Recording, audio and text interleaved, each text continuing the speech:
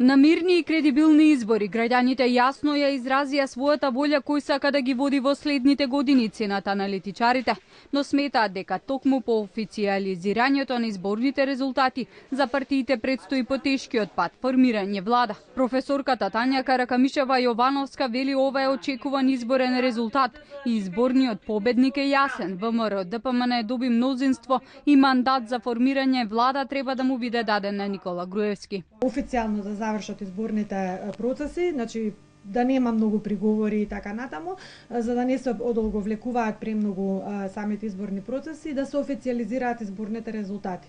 По официализирањето на изборните резултати треба да следи конституирање на новото собрание, новиот парламентарен состав по 20 дена од официализирање на изборните резултати, од кога почнуваат и роковите за избор на нова влада, односно 10 дена по конституирањето на собранието, претседателот на државата треба да го даде мандатот за состав на влада на победничкиот лидер, односно лидерот Никола Груевски. За политичкиот аналитичар Алберт Муслиу резултатите не се финални, па од таа причина според него СДСМ и Зоран Заев засега не излегуваат со признание за поразот и честитка до ВМРО ДПМН Груевски. Јас сваќам зашто сега тоа не се случува, тоа е баш поради тој периодот на жалбени процедури, кој не е така долг.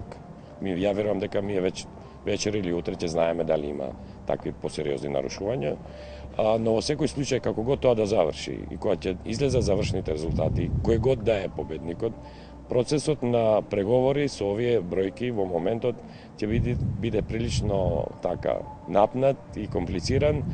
И им пожелувам на сите политичари успех во целата таа работа. Професорката Каракамишева вели по овие избори повеќе од 450.000 гласови за ВМРО ДПМН паднаа во вода сите обвинувања за фантомски гласачи, изборни манипулации и фалсификати. Таа очекува дека Груевски и Ахмети нема да имаат сериозни проблеми да формираат влада, иако собраниското мнозинство е минимално.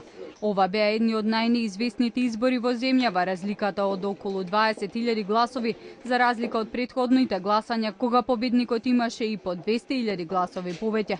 Но ваквите изборни резултати не се нови во светот. САД се најдоа во слична ситуација при изборот за претседател во 2000 година, кога за само 5 повеќе електори Ал Гор ги изгуби изборите од Џорџ Буш.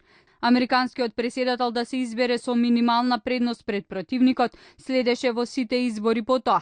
Германската канцеларка Ангела Меркел ја презеде власта од Герхард Шредер во 2005-та, освојувајќи само 16 пратенички места повеќе во Бундестагот. Романо Проди, кој дојде на премиерската функција во Италија по изборите во 2009-та, победата за неговата партија ја обезбеди за само 0,1% повеќе гласови од противниците.